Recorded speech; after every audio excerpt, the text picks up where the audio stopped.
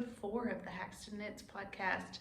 I am as shocked as anybody is that I got through 4 episodes of this, so if you are still joining me, I'm glad you're here. If you are a new viewer, thank you so much for coming to check out this channel. Knits is all about knitting, spinning, crafting, whatever I'm up to. I live in Okinawa, Japan, so you'll get to see little snippets of my life here. And occasionally I talk about homebrewing, which I'll have some homebrewing for you in this episode. I just purchased a new brewing system, so it's a nice setup, and I'm going to run my first batch of Belgian blonde ale through it. I'll try to get you some pictures of that. It's all, of course, inside, and the lighting isn't great, but that's okay. You know, it's something to look at, something to show you. I got up extra early today, so I could hopefully get a little bit of daytime podcasting in for you. So hopefully the light is a little bit better today. Hopefully it's not super noisy.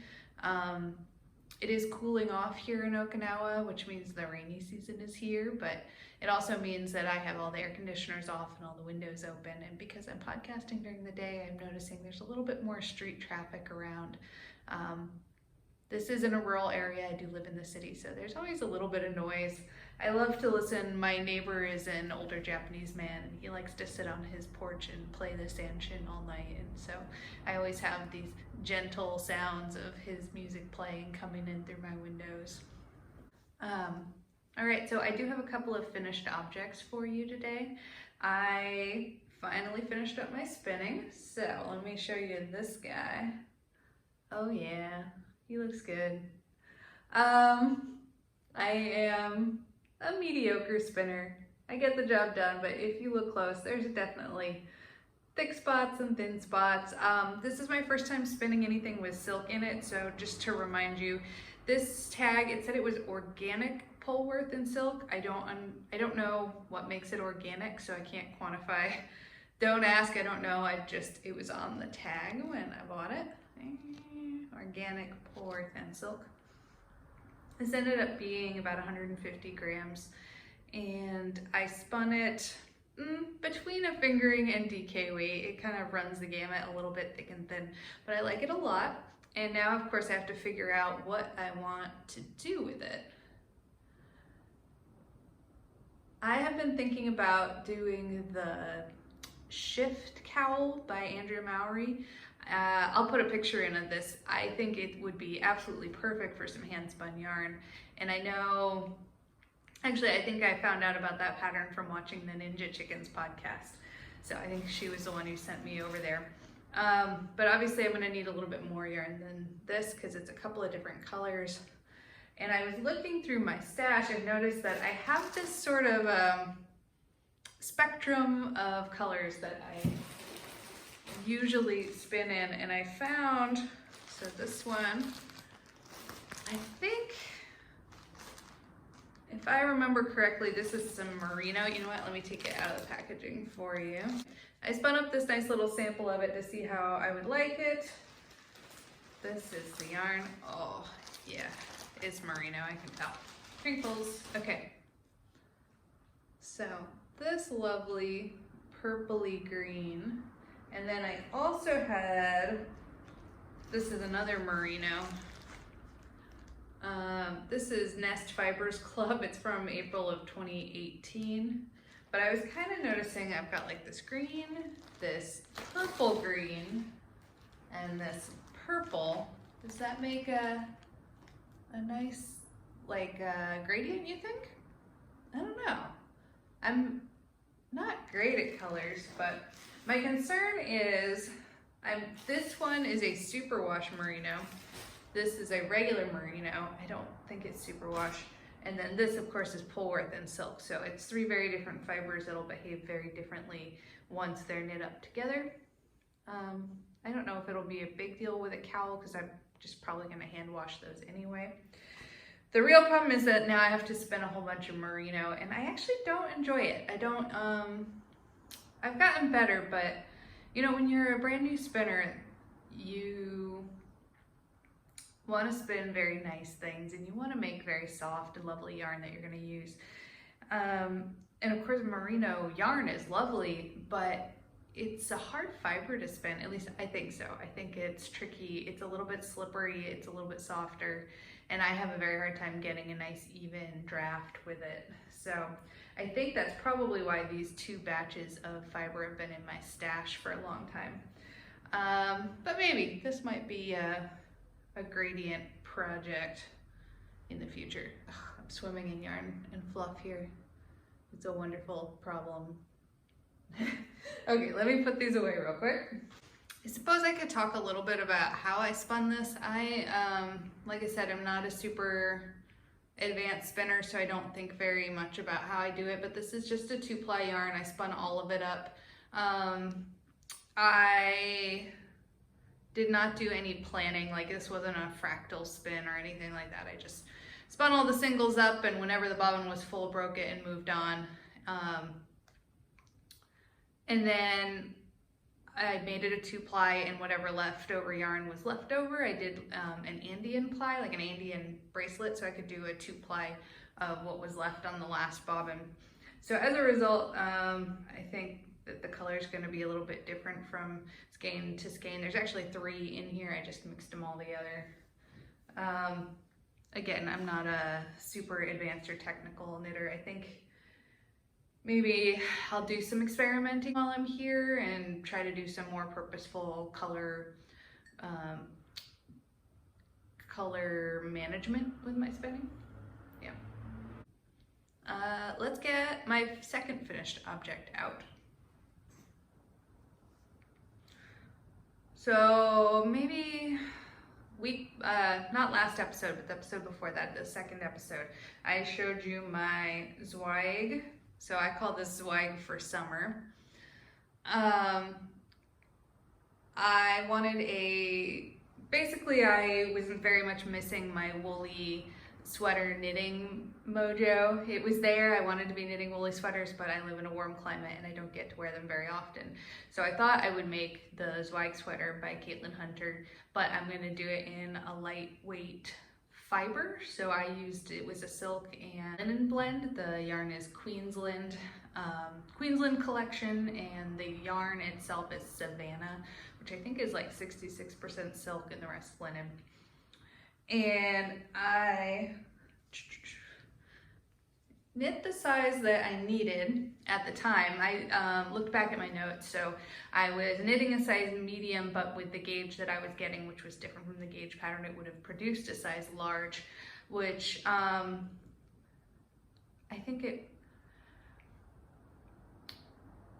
can't remember these numbers right now.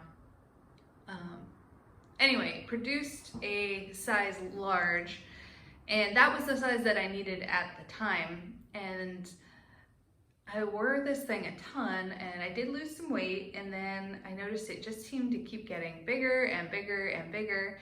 And lo and behold, I went back and did another gauge swatch. I basically checked gauge on this object versus what I had recorded in Ravelry when I first cast on. And there was a huge difference. I want to say, based on the math, that this sweater gained like 14 inches, a crazy amount of inches around. So that was kind of shocking just to see. I'm not sure what I could have done different, because I did do a gauge swatch, I did wash and block it, but just this fiber, as you continue to wear it, it just stretches and stretches and relaxes and gets just drapier and drapier. And so, I don't know if I were to do this again. I want to say that I would make a swatch and carry it around with me and, keep it in my purse or something so it gets a little bit of wear and tear, but the truth is I don't have the patience for that. It's a miracle when I get a gauge swatch done. So the idea of an extended wait time on a gauge swatch, I don't know if I'll do. So I don't know how to fix that, but as a result, I had a sweater that wouldn't sit on my shoulders, that kept falling off. And so I decided I would go back and fix that. And I fixed that by taking 8 inches off of this sweater.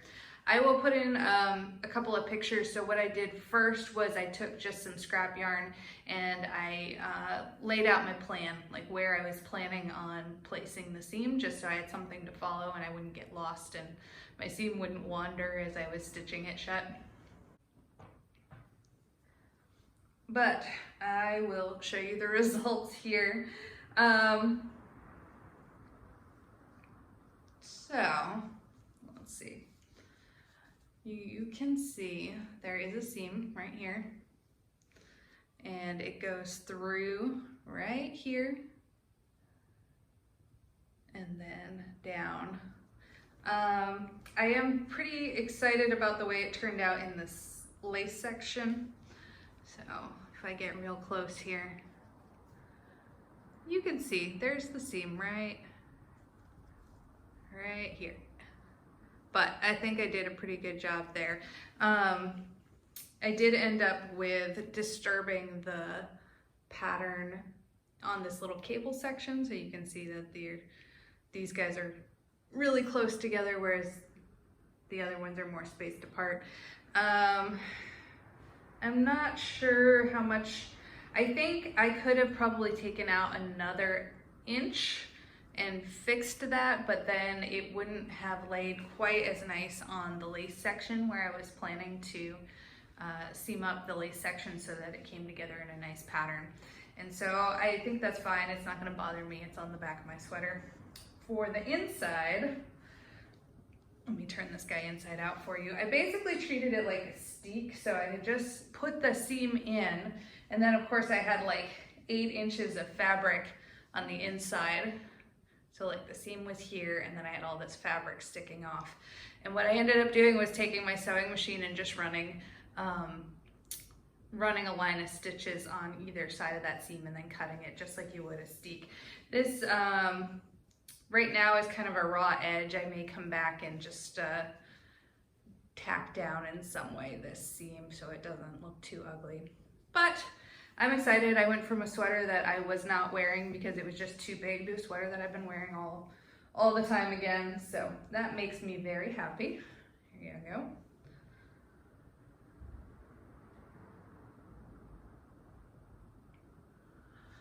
And now I'm going to pause and let the cat in because he's screaming at me.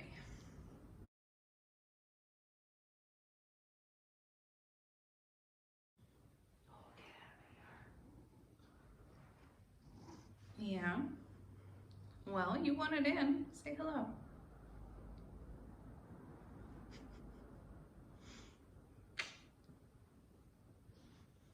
All right. Moving on. Moving on to whips, I do have a couple of updates on these. So this is the Nell Sweater, Nell shirt by Eddie. This is a top down, long sleeve sweater. I hesitate to call it a sweater. It's a fingering weight yarn at a pretty loose gauge. It feels much more like a long sleeve shirt than a sweater. My cat is in my lap helping me right now, guys, so hopefully that's okay.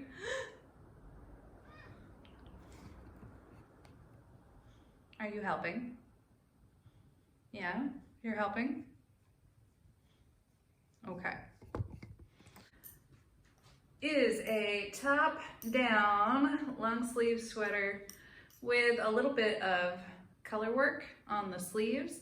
And then, so the sleeves are kind of interesting. Let's see if I can get you to see this real well. You're gonna knit this little bit of color work, and of course color work has a little bit of a tighter gauge, or tends to, depending on how well you float your yarn.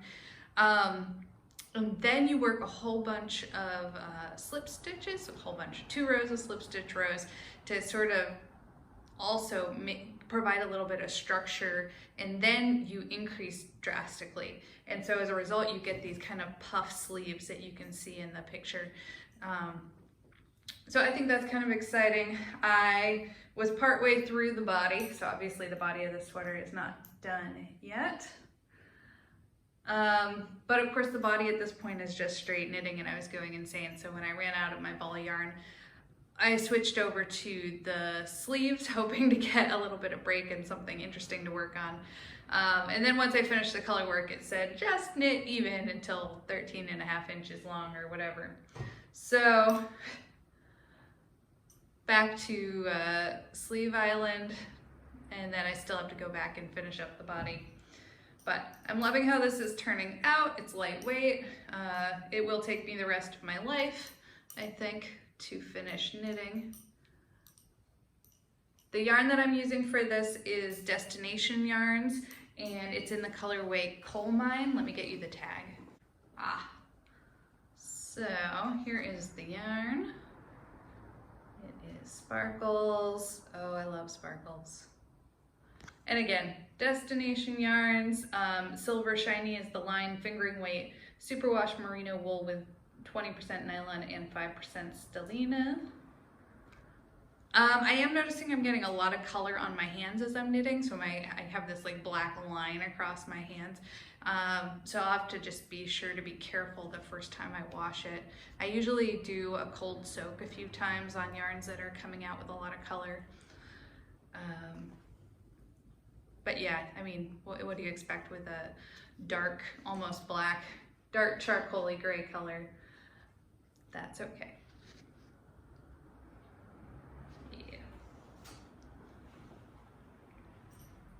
I have a new cast on, and I am blaming Dunderknits for this one. So if you watch the Knitting Vicarious podcast, she's hosting the Blame Dunderknits knit along right now, and it's basically an excuse to cast on whatever you want, or maybe something that you've been wanting to cast on but haven't because you should be doing something else, like your holiday knitting or finishing up your never-ending stockinette stitch sweater. And of course, for me, you know, I've said this for the last several weeks, it's very warm here, it's very tropical, so of course, the thing that I need is a very woolly, warm, double knit scarf. But I cast on anyway. So, this is the new cast on. And I will tell you right away that this is not double knit, even though the pattern is double knit, and I'll talk about that. Oh yeah, that's pretty. I love this. Okay, so the pattern is Victorian Raffia, and this is my pattern here. I'll just put a picture in from Ravelry because this thing is gorgeous. And the yarn, oh my gosh. I'm in love with this yarn. It is not the softest yarn. It's not super soft, but it is perfect for color work, and it has these long, slow color changes, which I love. Let me show you the other one. You can see inside, there's a lot more colors going on in there. What is this yarn? Let me tell you what this yarn is. All right, the yarn is Kauni, K-A-U-N-I, Kauni. I'm not sure if that's the right way to say that or not. The colorways are labeled by letters, so it's colorway ET, Echo Tango, yeah, and EQ, or Echo Quebec. Here we go.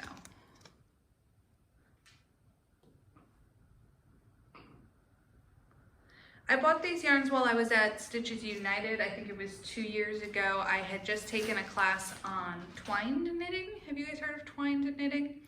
So Norwegian twined knitting, and for that style of knitting you need a yarn that has a specific twist to it. It's called a Z-twist yarn. So normally when you make your own yarn, you will spin all the singles one direction, clockwise or counterclockwise, and then you will twist your plies together the opposite direction so that they lock down. Commercially, I think almost all of the yarn that you get in the US is an S twist, and to do this particular technique, because you're twining the yarn or twisting the yarn together with every stitch or every couple of stitches, you end up unplying your yarn if you're using an S-twist yarn. So for that particular technique, you need a type of yarn that's called a Z-twist, and actually I have some, I'll bring it in. But anyway, they had mentioned in the class that they had more of that yarn down at their booth, and so I went down to the booth, and lo and behold, they have the sample of this project up, and it was just so lovely, and I just impulse bought right away. So you are supposed to knit this as a double knit scarf, and double knitting is great. It produces a fabric that lays very flat and is reversible. It is, however, reversible in the negative. So this side will be, for example, orange and black, but the back side would be black and orange. So a little bit different color look to it.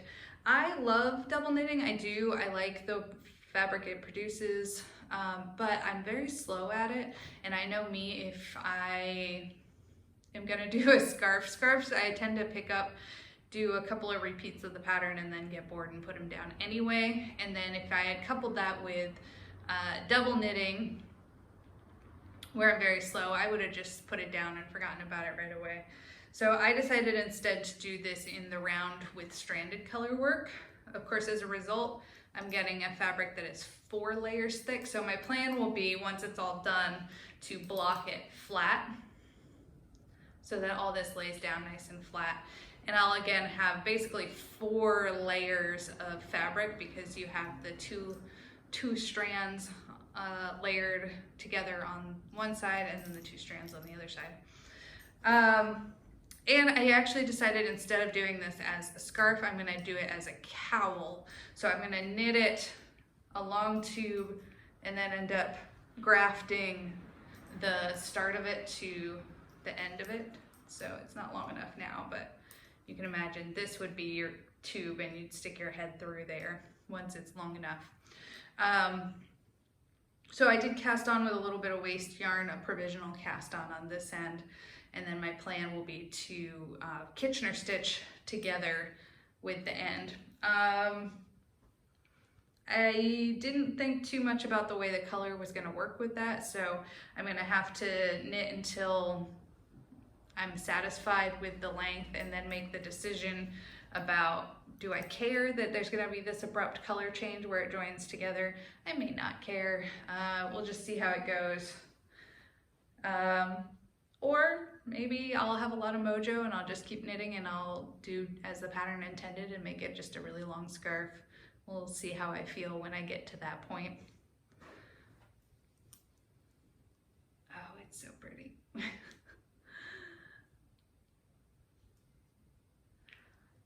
Stranded color work is my favorite. It's my jam. It's what I want to do. There's something about looking at the chart and knitting and following the chart that makes it very addicting. Like, it reels you in, and I just can't stop working on projects that are color work, and they just seem to fly off the needle. In fact, I think the last time I did a pair of socks that were color work, I couldn't believe it. Like, I blinked and they were off the needle. And it's just because I want to keep working on it and see how the pattern emerges. It keeps my brain busy and it keeps my hands busy, and I definitely love knitting color work. I do have a new cast on. I don't have very much to show for it. Literally, I have the cast on edge.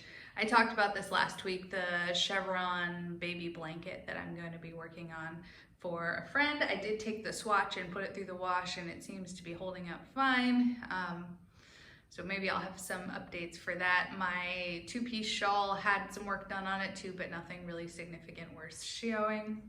And behind me in that knitting bag are the striped tee socks, which are taking a break until I figure out what the heck I did wrong with them. I think I'm gonna have to end up pulling out almost an entire sock and re-knitting.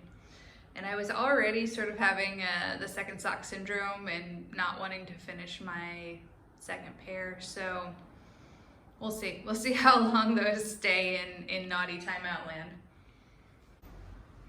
Future plans, daydreaming. As I was going through my spinning this week, my fibers, my backlog, my stash, I found this bag.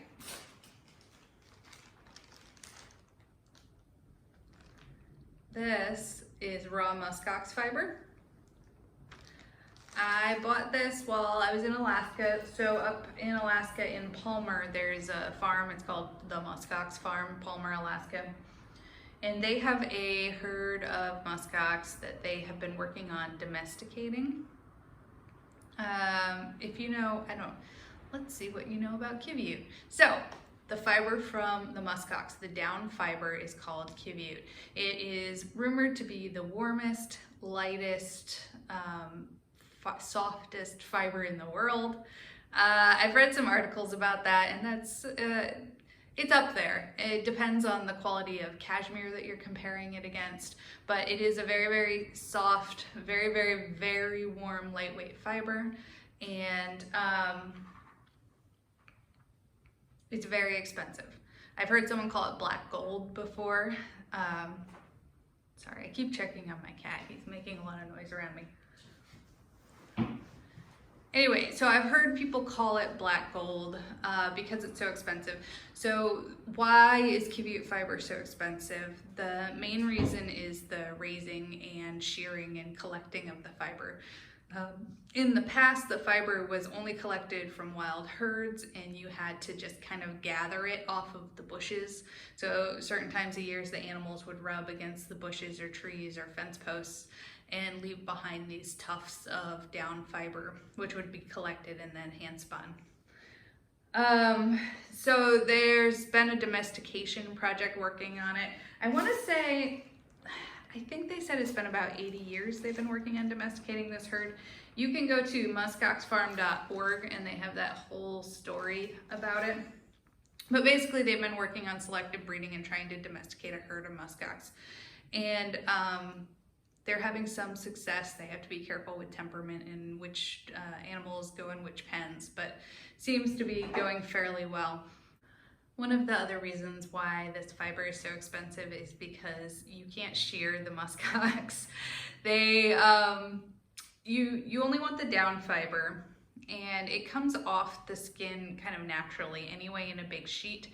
The way they collect the fiber is by combing a muskox. I found a YouTube video of two people working on combing a muskox together, and I feel like it took them almost an hour to get all of the fiber combed off. So as you can imagine, if you have an experienced sheep shearer, how many sheep they can shear in 1 hour versus two people trying to comb a single animal.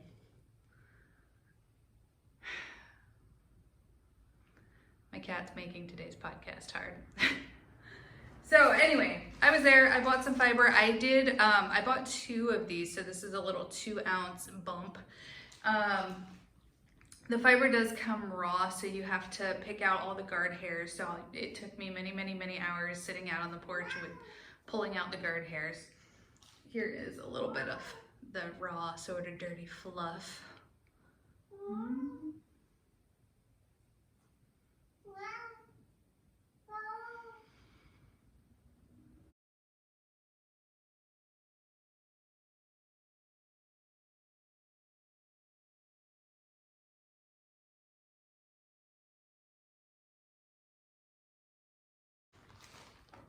What kills me about this is kind of expensive stuff, and I mean, like a ball of yarn up in Alaska, they would sell for $100+ for one little ball of yarn, and yet they use some of that yarn, some of this precious, precious black gold to tie shut the plastic bags.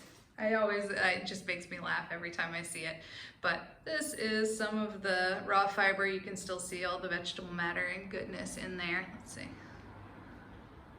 There you go.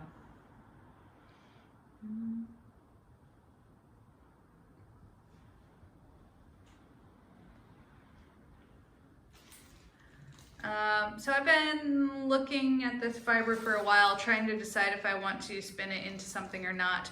Like I said, I'm sort of a mediocre spinner, and I keep feeling like I'm gonna waste the fiber. I'm gonna spin it and then years later look back and see that I'm spinning so much better and wish I had saved it and spun it. So I don't know, but I do want to show you something that's made out of qiviut fiber. This is not my doing, so this is an item I purchased. Up in Alaska, there's a co-op program where they are working with the Palmer muskox herd and sending the fiber out to the mill. It gets spun up at the mill, and then the yarn gets sent to knitters in Alaskan villages, so native Alaskan villages, where they're knit up, and then the items are sent back to Anchorage where they are sold. So this is a co-op program, and this is one of the cowls they produce. They call this a, what do they call it? Not a smoke ring, maybe it was, they call it a smoke ring. And so all of these, each area has their own specific pattern that they're knitting. It's specific to that village. This one, the pattern itself is based on the way the river looks when the ice is breaking up, and they took that pattern from a piece of old, I'm gonna have to look this up, but I feel like it was the beadwork on the bottom of one of their coats or something, one of their traditional outfits.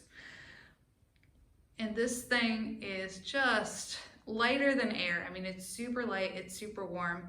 I'll never get the chance to wear it here for its real reasons, but it's so soft. They intend you to wear it like this.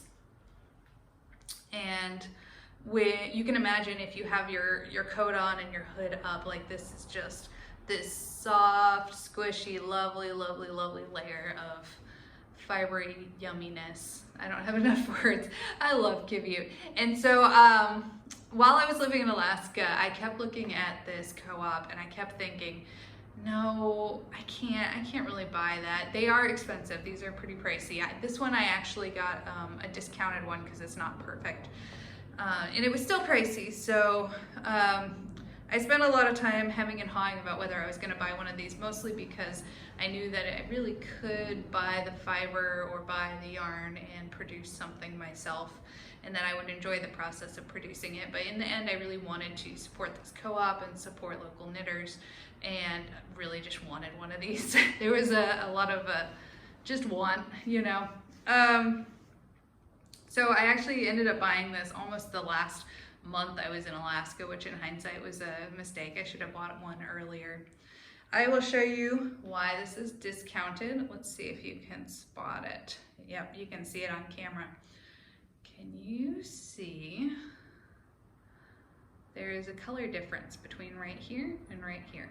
This line right there. So they ended up using yarn from 2 different batches, and there was just a slight color difference. If I hold it up very straight and show it to you, you can see it. But when you're wearing it, you can't see it at all, and it knocked quite a bit off the price. So that's why this thing was a little bit cheaper for me. But just beautiful, beautiful. They do sell the yarn. They do not sell any of their patterns. So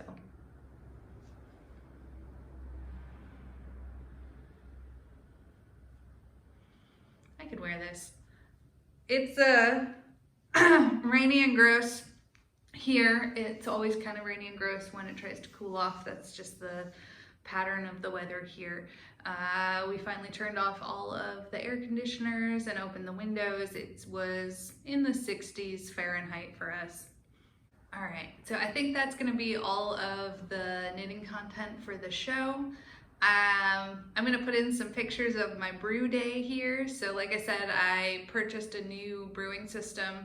I basically just made the jump from extract brewing to all grain brewing and bought myself a nice little setup to do that with. So we're gonna be running my first batch of beer on that. I'm also going to put in some pictures of the weekend and the holidays. So of course it was Thanksgiving in the United States, not Thanksgiving here in Japan, because obviously that's an American holiday, but we still kind of celebrated. We gave ourselves a little bit of a staycation and booked a hotel room and had some good food and good drinks and all of those things.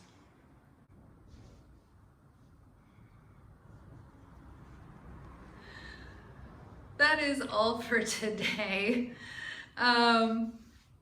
I was not planning on making this a weekly podcast. I was planning on making it a twice a month podcast, but I've just been so excited. I am totally shocked at how inspiring and motivating it is knowing that I have this little podcast to record and that people are watching it and enjoying it. I've gotten some nice comments and questions through Ravelry, so I'm glad everyone's reaching out and saying hello. Yeah, so feel free, please, if you enjoy my podcast, like and subscribe below, leave me a comment. I'll be glad to answer any questions or any technical questions you may have.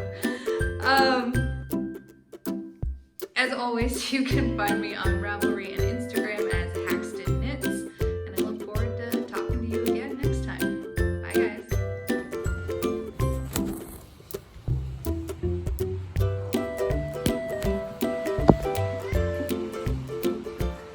Twas the night before brew day at the Knits house.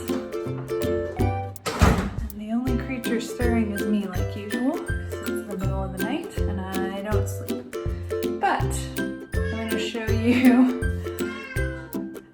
Taco's going to help. I was just going to show you the setup. I'm going to set up the water for my brew day tomorrow so that when I wake up in the morning, it'll be all nice and warm. So here we go.